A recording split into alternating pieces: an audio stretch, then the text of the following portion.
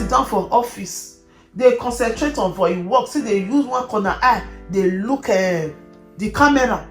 Now you see say somebody man, he just waka enter house, he just dey waka meow like cats, and the person come kukuma know say camera dey for inside the house, so he come use brain waka meow. Color be the pikin put for hand pit. Now say they carry they go.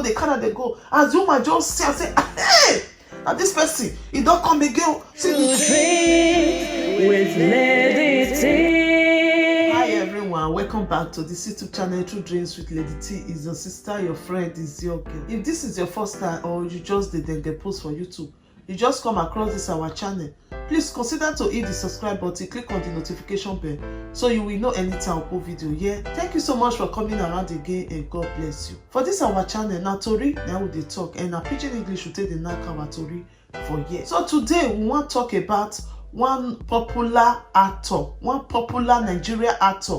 When be say what he do, in short, you know say this our country Nigeria.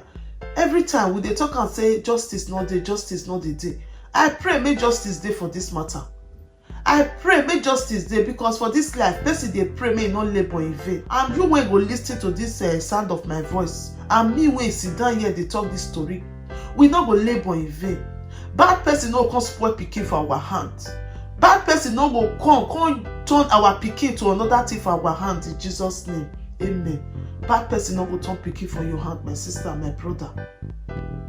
This story be say this popular Nollywood actor, his name na James, but people know am as Baba Ijesha. Na so people take know am. Na him una dey see for here so. This man na actor, he dey 48 years. But I never really know more details about his life, whether he marry or he get children. He get neighbor wey be say that they stay together. This pikin when he dey 7 years, now this Baba Ijesha begin dey jogodo this pikin when she dey 7. Na so im mama notice am. Im mama come dey imagine say, who dey do you this? Who dey do you this? The pikin no dey talk. Na only God know why the pikin no dey talk. He dey threa ten the pikin, or wetin make the pikin no dey talk, or im mama know fear no let im mama talk, because if im mama talk, they go do am wuru. Or im mama want make catch dem red down dead.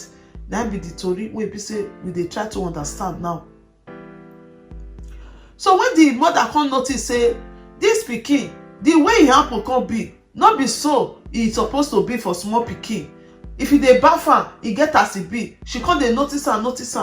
Then she come gather money, because to buy that camera wey dem dey put for house, e no easy. For obodo oyibo, e fit easy, because if you see am buy for Amazon for €50, to gather that €50, e go easy for many people for obodo oyibo. But people wey dey Nigeria, e go hard. And again, to even come get am for there, maybe the money big well. When the woman say e no see wetin e wan do, e no know wetin e wan do, e no fit go accuse person wey be say you no catch am red-handed. Even the way they catch red-handed sef, e dey hard.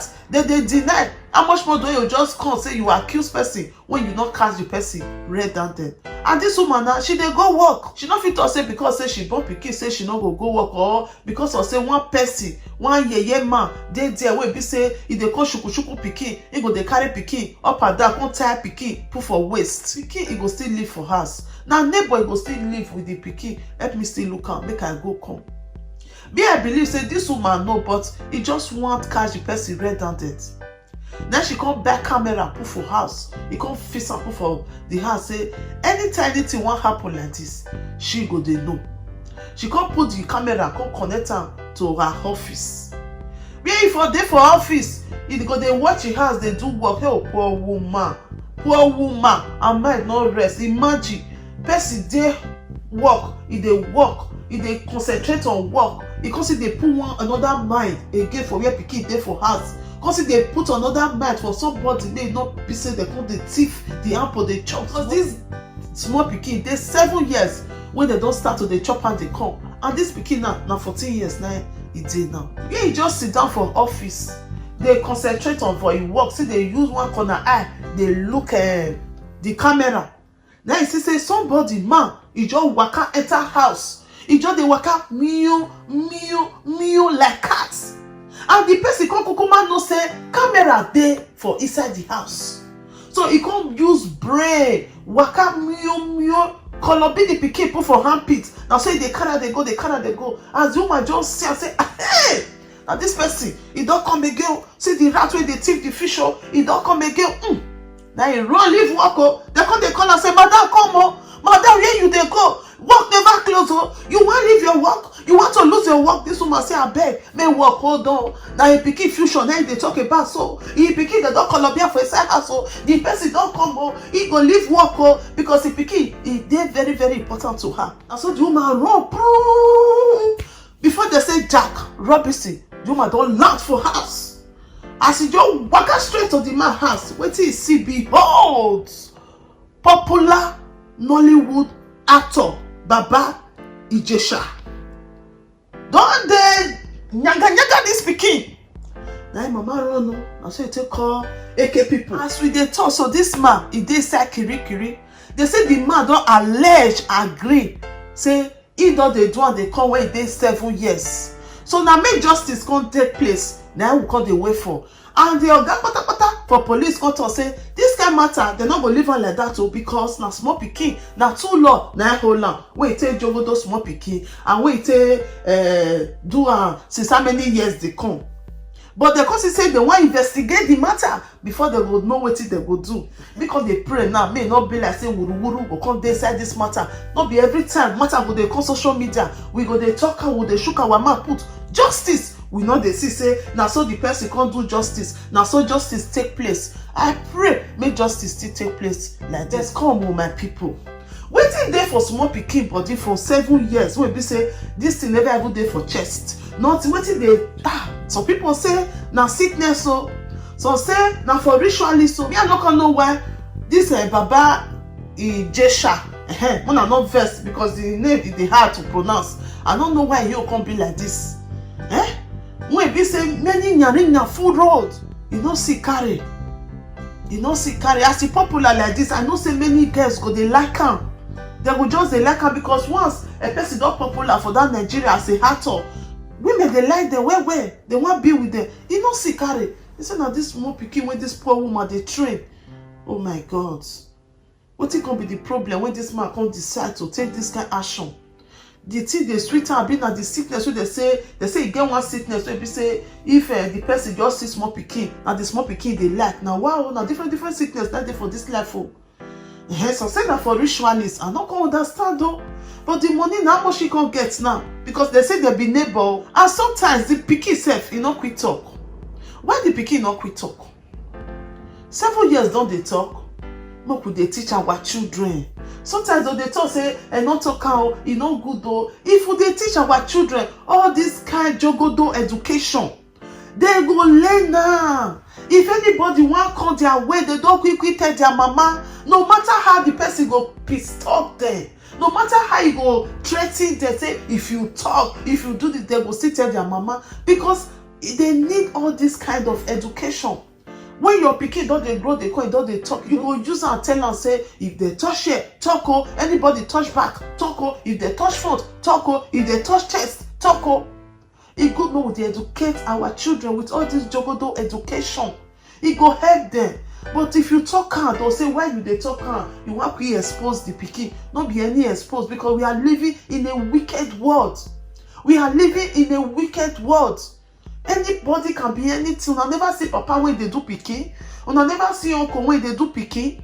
I never see even big people when they do pikin. So now what do we need to teach our children? Because since how many years this man don't they do this thing they come? The pikin not talk. Because like I said the pikin talk, the mama don't even need to go buy camera go they feast for us. As it be small pikin, they can't reach station. They ask and say, this man, he do you, abi not do you. He go talk for a man, say, he do am. Small pikin not the lie now. But maybe the woman not really get evidence. Then make I come gather money, come buy camera, put for house. So make we dey learn from all these things. I beg my brothers and sisters. If you know say you get that sickness, as they say na sickness, move past that sickness. So say if they do you winning, if you see small pikin, no sickness will not get cure. Try and see doctor and take medication. It go help you a lot. It go help you a lot. That go dey spoil small pikin life. If you know say na that kind of person that you be, if you know say na for ritual purpose, abeg remove your hand, because law of karma is coming to knock at your door tomorrow. Remove your hand. Look for a wife. If you not get wife, may you marry, put for house. At least anytime your walking stick don dey do you jiggy jiggy jiggy jiggy jiggy, you go know how to dive on your wife.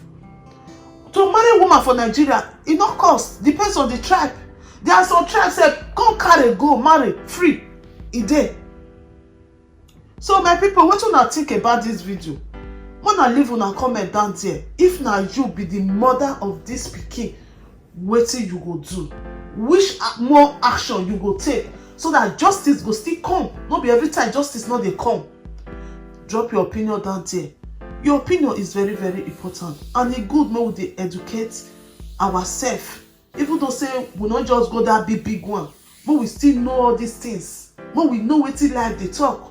Anyhow e be, you go educate yourself. Wetin save this woman be say this woman, she still dey educated. Then make her use brain take fit catch am red-handed like this. If dem dey court now, she get evidence. You understand?